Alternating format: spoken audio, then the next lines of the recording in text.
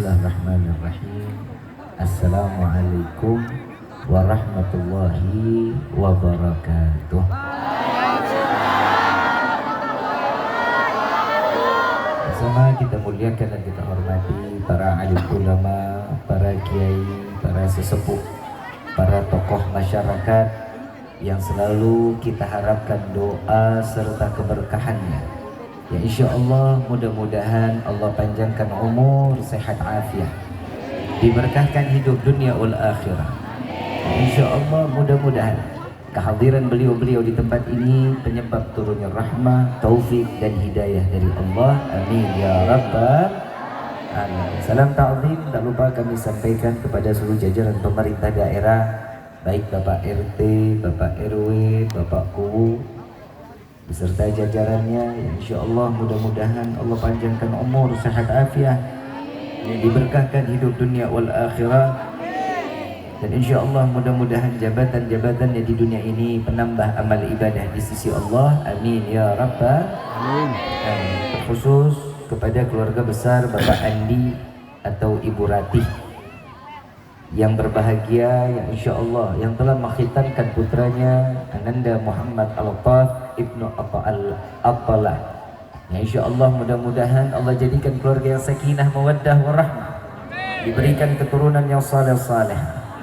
Insya Allah Ananda yang telah terkhitan semoga menjadi anak yang saleh, anak yang taat kepada Allah dan Rasulnya, menjadi anak yang dapat membawa kedua orang tua sampai ke dalam syurganya Allah. Amin ya rabbal alamin. Wabil khusus hadirin wal hadirat, mu'minin mu'minat, fahamdan li rabbil hasana bi Muhammadi وعن قضنا من ظلمة جهلي والدياجري إلى نور الإسلام وعلم وحكمة وإيمان ويمن وخير الأوامر.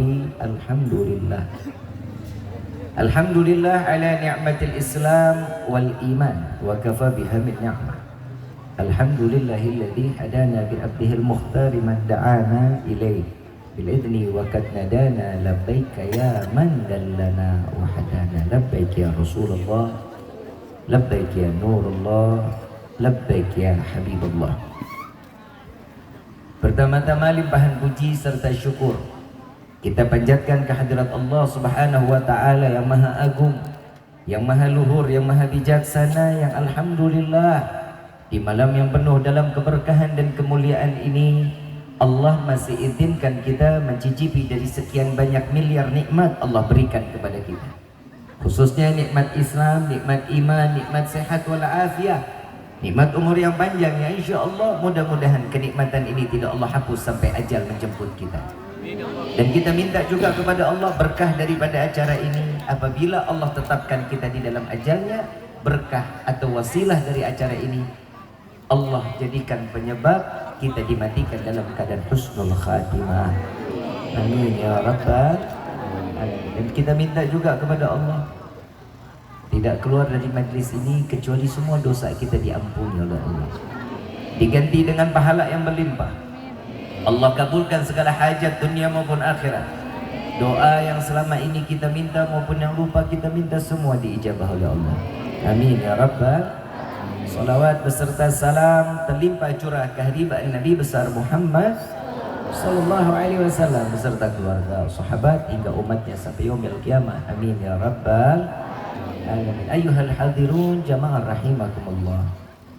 Tidak ada kata yang lebih pantas keluar dari lisan seorang pendosa seperti kita yang hadir dalam majlis yang mulia ini kecuali ungkapan syukur kita kepada Allah dengan mengucapkan alhamdulillah atas anugerah rahmat serta hidayah. Allah menggiring kita, mengizinkan kita duduk di dalam majlis ini semata tidak seseorang terpilih duduk di dalam majlis mulia kecuali Allah menginginkan hamba tersebut menjadi mulia di sisi Allah.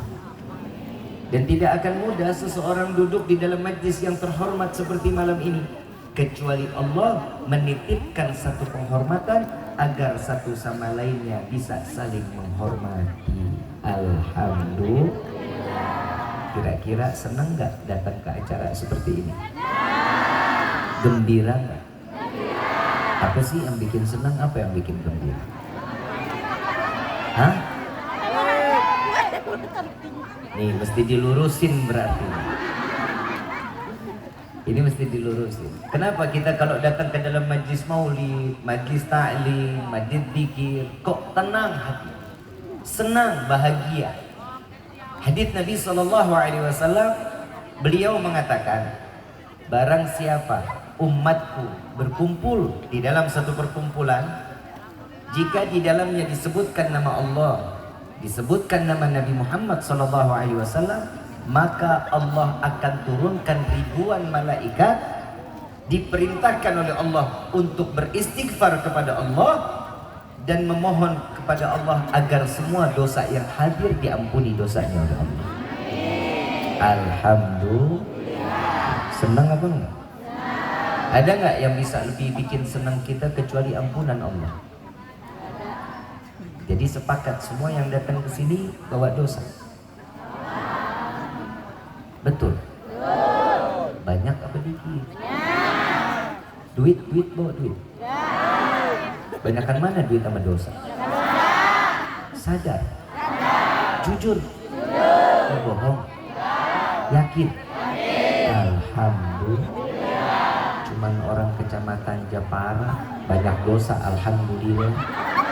Orang di mana-mana mah astagfirullah. Tapi nggak apa-apa kalau orang masih ngaku banyak dosa, berarti dia masih punya iman. Kalau orang punya iman, mendekatkan dirinya kepada Allah gampang. Bertobat, tobatnya pasti akan diterima oleh Allah. Alhamdulillah. Paham sampai sini? Kalau udah paham saya tutup sama doa. Udah paham belum? Budek. Ibu bapak yang dirahmati oleh Allah, kita ini ternyata di dalam syariat sudah diajarkan berkorban. Diajarkan berkorban untuk apa? Yang pertama, kita dididik oleh orang tua kita agar mengorbankan diri kita untuk syariat atau untuk Allah dan Nabi Muhammad SAW. Laki-laki sudah masuk waktunya, kadang yang baru lahir langsung dikhitan. Betul? Perempuan ada dikhitan? Ada. Perempuan itu juga dikhitan, walaupun cuma dirobek sedikit. Itu namanya dikhitan. Laki-laki dibuang sedikit dari kulit yang telah diciptakan oleh Allah agar tidak menyimpan penyakit, tidak menyimpan najis, dan bermanfaat untuk rumah tangga. Bermanfaat untuk rumah.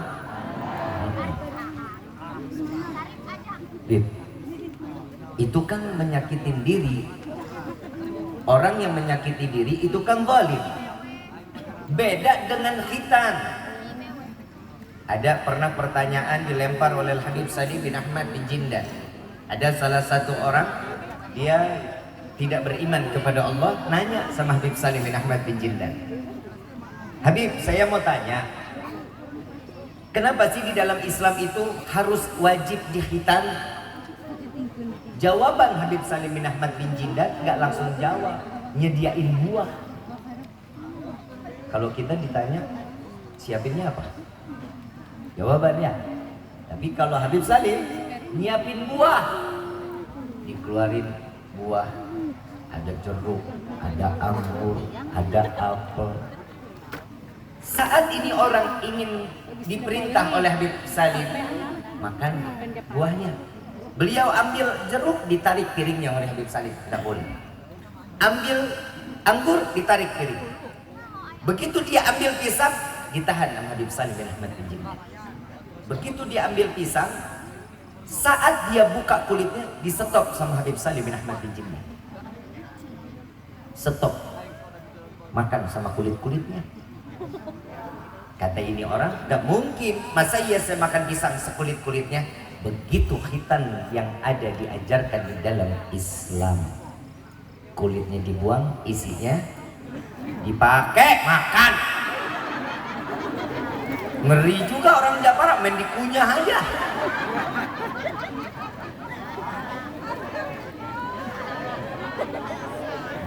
makan, subhanallah. Kan udah dijawab, begitulah khitan di dalam Islam. Buang kulitnya, isinya serah lu dah. Lu mau makan, lu mau cocol, lu mau panggang, terserah. Ternyata ada pengorbanan. Di dalam syariat banyak yang waktu kita lakukan untuk berkorban karena Allah. Karena iman seseorang itu harus menjalankan setiap yang diperintahkan oleh Allah lewat Nabi Muhammad sallallahu alaihi wasallam. Yang dikhitan Sayyidina Hasan, Sayyidina Husain. Itu dikhitan. Rasulullah begitu lahir sudah terkhitan. Dan di sini yang dilakukan saat terkhitan, begitulah syariat ditetapkan kepada hamba Allah tersebut. Sholatnya harus dijaga. Saya mau tanya, sholat pengorbanan apa bukan? Masa? Bukan pengewajiban? Kewajiban apa pengorbanan? Saya rasa pengorbanan.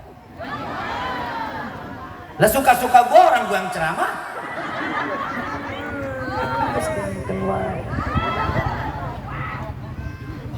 Kenapa dibilang pengorbanan? Kita belum masuk sholat itu di dalam kewajiban. Sedangkan Allah menyatakan di dalam Al-Quran, tidak Allah ciptakan jin dan manusia kecuali untuk beribadah. Berarti Allah berikan ketetapan sholat 5 waktu, 1 hari 1 malam, hukumnya sunnah atau wajib. Sesuatu yang wajib dijalankan atau ditinggalkan?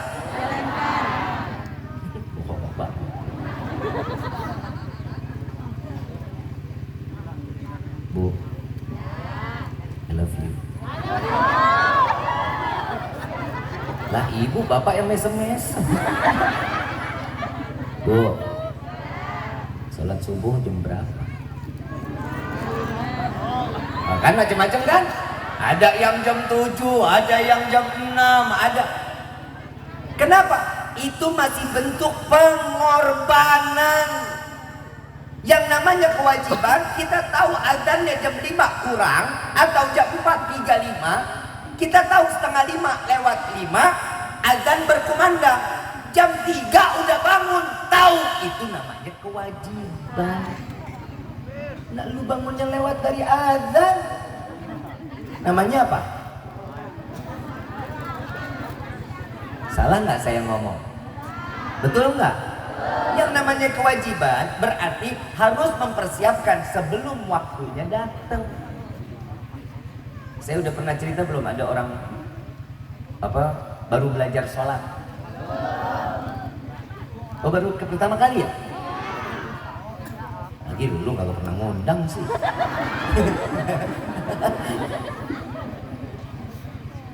Ya namanya juga cowok panggilan. Ya, kalau sibuk ya wajar. Daripada lu nganggur.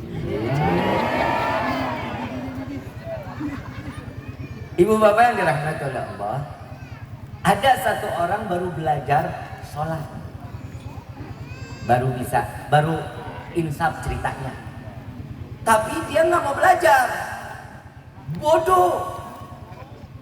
Setelah dia tahu di dalam agama itu ada sholat 5 waktu, yang dia kerjain itu zuhur sama asar doang, zuhur sama maghrib enggak, isya enggak. Subhanallah, dia belajar salat subuh. Emang dasar gak tahu waktunya kapan, gak mau belajar, dia datang, orang bubar subuh, dia datang. Diliatin, namanya merebut kan di dalam masjid ya. Orang yang selesai sholat subuh belum semuanya keluar. Begitu dia Allahu Akbar, subhanallah, sholat subuh 4 rakaat. Orang biasa ngerjain duhur sama asar, di stop sama orang, Pak, sholat apa? Sholat subuh. Berapa rakaat? 4. Sesat, keluar. Main disuruh keluar aja, gak diajarin. Begitu dia keluar, ada orang satu lagi telat. Ketemu sama ini orang yang baru belajar sholat, ditanya, Pak mau kemana? Ya ke masjid. Mau ngapain? Sholat subuh. Kok ketinggalan juga? Iya. Emang sholat subuh berapa rakaat Pak? 2. Ya Bapak, saya 4 aja disalahin apalagi Bapak 2. Betapa penting ilmu di dalam agama. Wajib kita harus mengikuti aturan yang telah disampaikan oleh guru-guru kita. Pak, Bu, Rifki nggak tiap hari datang ke Japara, tapi kiai yang ada di dalam kampung ini hormatin. Tanya, datengin. Setiap majlisnya datengin. Lu giliran gue yang ceramah ramai. Iya benar. Giliran kiai dari musola ke musola bawa kitab sampai lecek tuh kitab. Yang dia lagi yang datang muridnya dia lagi. Datengin Bu, datengin. Maaf, jujur, kenapa Rifki itu jarang untuk menerima untuk wilayah kita sendiri? Rifki jarang terima. Kenapa? Manfaatkan kiai ulama setempat. Jujur, kenapa? Ibu bapak enak tidur. 1 kecamatan Jepara tidur. Tengah malam, nih kiai-kiai ulama-ulama yang bangun tengah malam sujud kepada Allah ngadain tangan biar kita tuh selamat.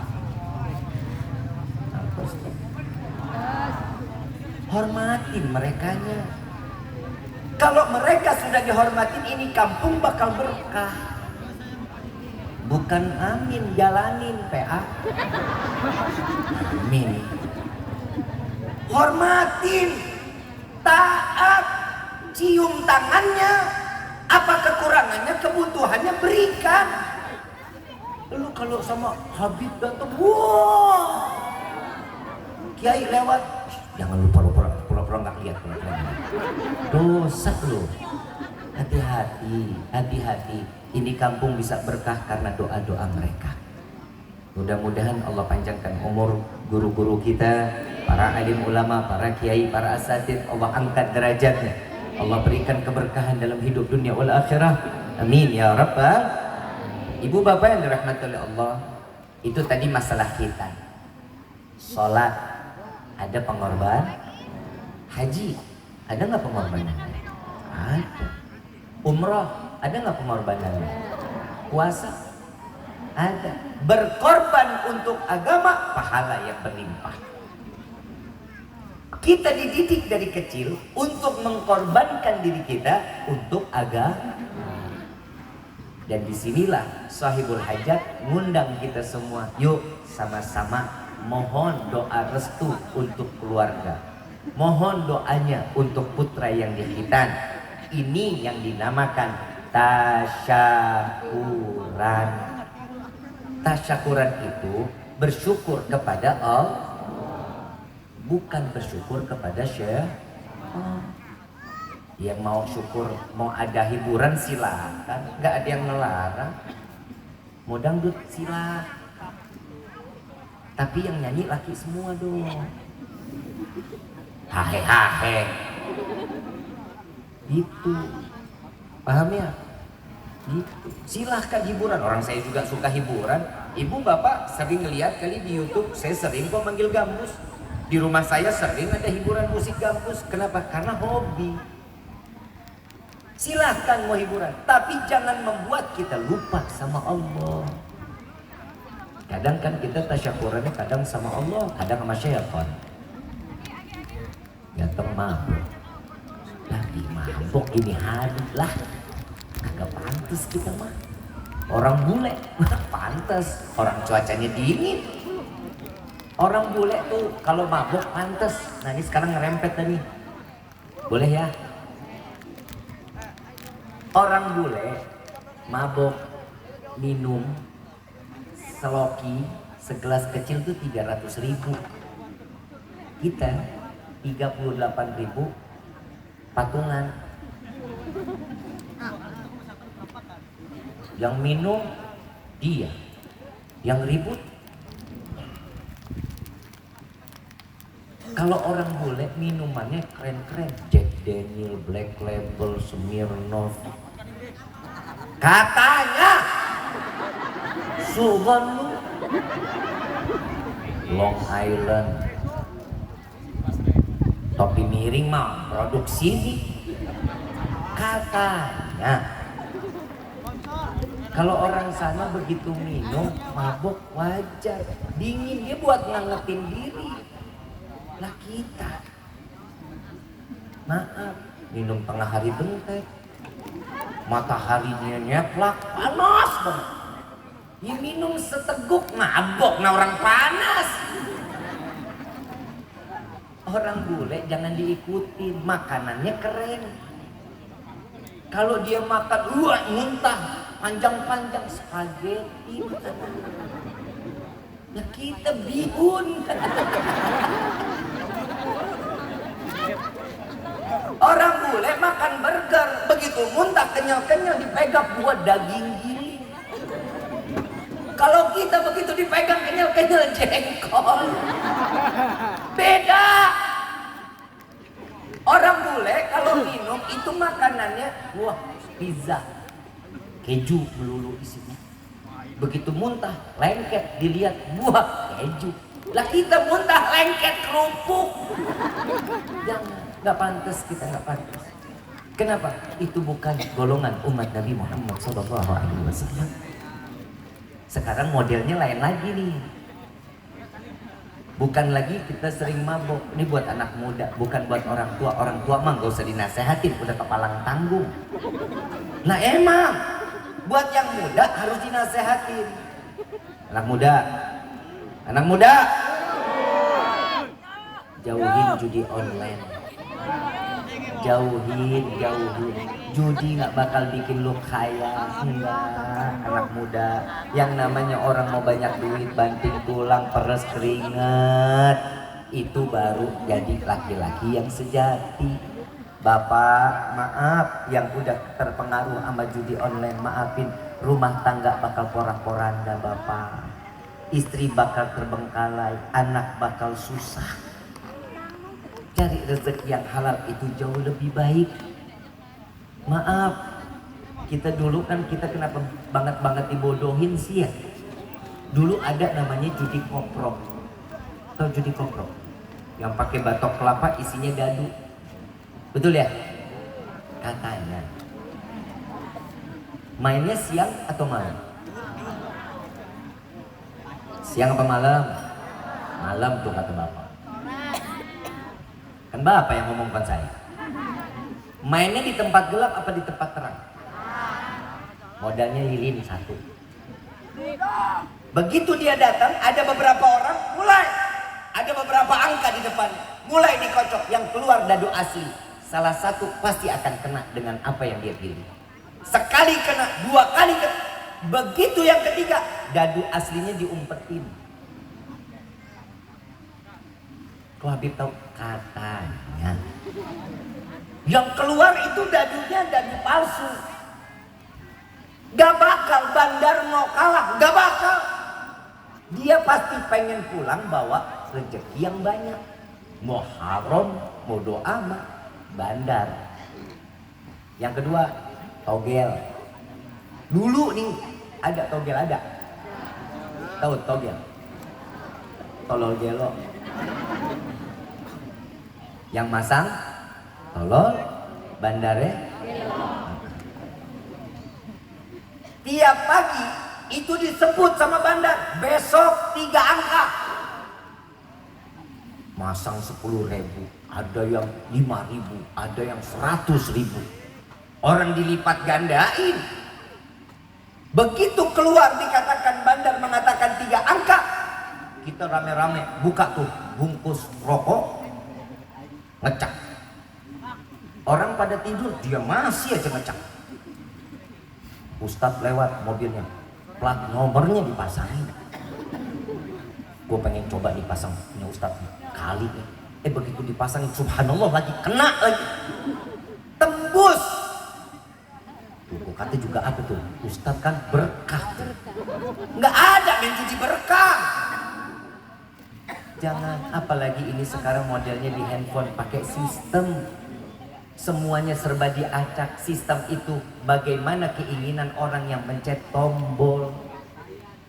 Jangan. Orang sekaya apapun main judi pasti hartanya akan menipis menjadi lembah. Nggak akan ada bermanfaat. Paham ya? Insya Bu. Yang kedua, ini ibu nih masalah. Yang ketiga ya.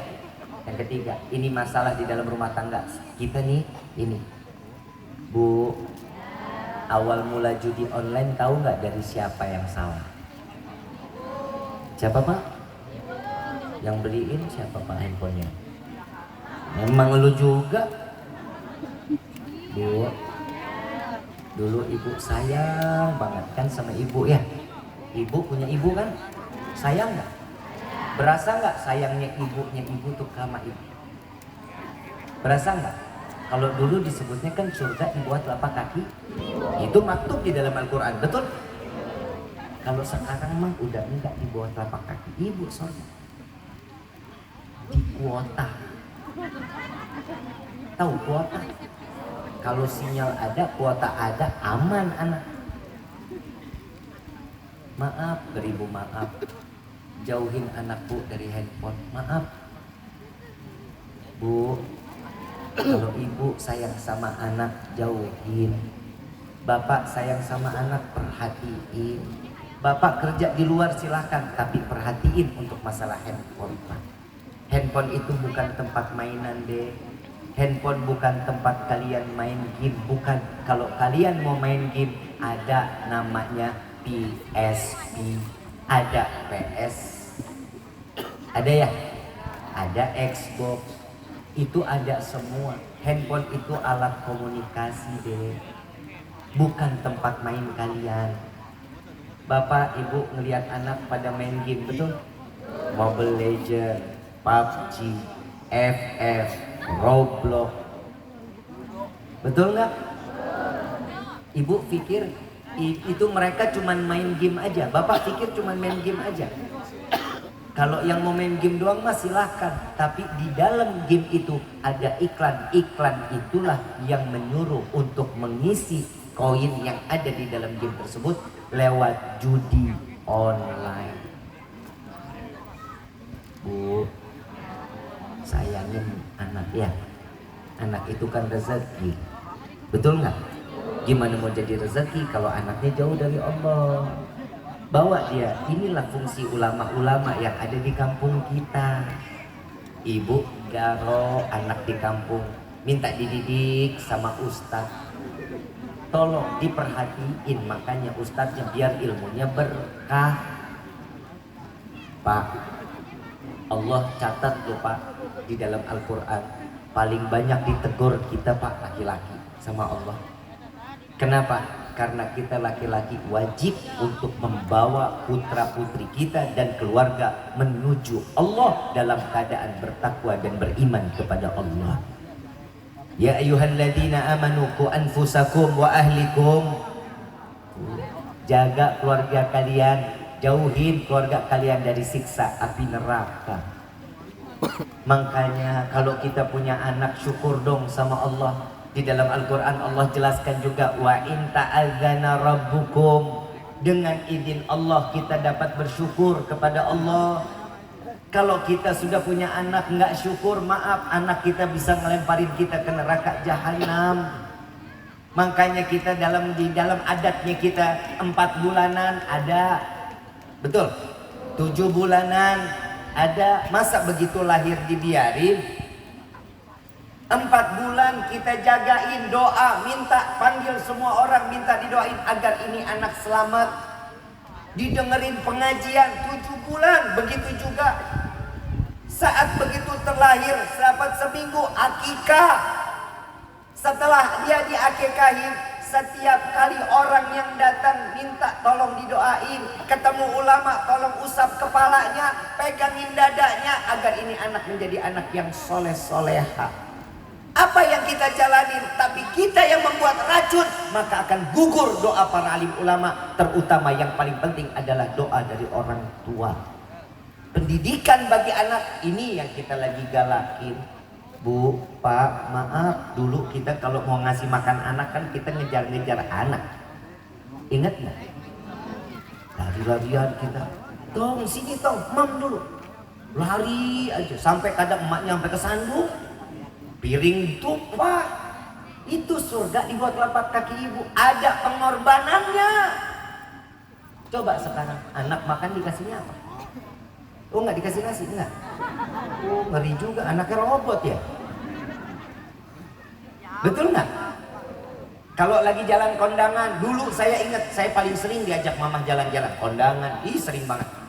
Kalau dulu, nah, itu ada kursi 2 Ki, dudukin dulu ya, mama ambilin es krim. Dulu dikasih es krim anteng, mama jalan tuh ngambil lauk, ambil 2 piring, buat saya 1, buat mama 1. Dulu cuman es krim, anak mah anteng. Anak sekarang apa yang bikin dia anteng? Anak nangis ngeglosor, minta dibeliin ini, minta dibeliin itu, nggak dikasih, bisa berhenti. Kalau dulu kita dikasih permen sugus, ingat nggak? Dikasih permen sugus, dia wah senang karena dulu wah paling susah nemu permen sugus, bener nggak? Tapi sekarang dikasih permen apa dikasih handphone? Saya tanya sekarang alasannya, kenapa itu anak selalu dikasih handphone? Biar apa? Biar nggak berisik. Biar apa? Biar anteng. Mau anak nggak berisik sama anteng? Cekek. Mana ada anak kecil anteng nggak berisik? Nggak ada. Kenapa? Karena itulah surga ada di bawah telapak kaki ibu. Bapak nyari rezeki yang halal di luar sana, jadi syahid, jadi jihad. Kenapa? Itu fungsinya. Gimana kita menempa anak tersebut untuk dekat dengan Allah? Ajarkan sunnah-sunnah Nabi Muhammad SAW. Saya jujur, saya punya anak pagi, alhamdulillah sampai gini hari kalau melihat handphone, dia pegang handphone, saya ambil, saya banting handphone. Mau handphone siapa aja. Saya paling kesel kalau udah ngelihat anak saya pegang handphone. Sampai sekarang kalau dia pegang handphone gak bakal berani. Ibu, bapak kalau main ke rumah saya kasih unjuk, pagi-pagi nih, lihat nih, ada film nih di handphone. Insya Allah pasti bakal bilang, jangan pak, jangan bu, bapak pegang aja. Nanti kalau kelihatan Walid dibanting sama Walid. Kenapa saya galak untuk masalah ini? Saya khawatir kita nasehatin orang, tapi di rumah kita malah kelolosan. Paham ya Pak Bu ya? Yuk mulai sekarang ayo dong pikirin bagaimana generasi umat Rasulullah ini bisa membuat negara kita lebih tambah berkah. Masjid jauh apa dekat? Isinya anak muda apa orang tua? Benar. Hati-hati. Gak ada anak mudanya. Pada kemana anak mudanya?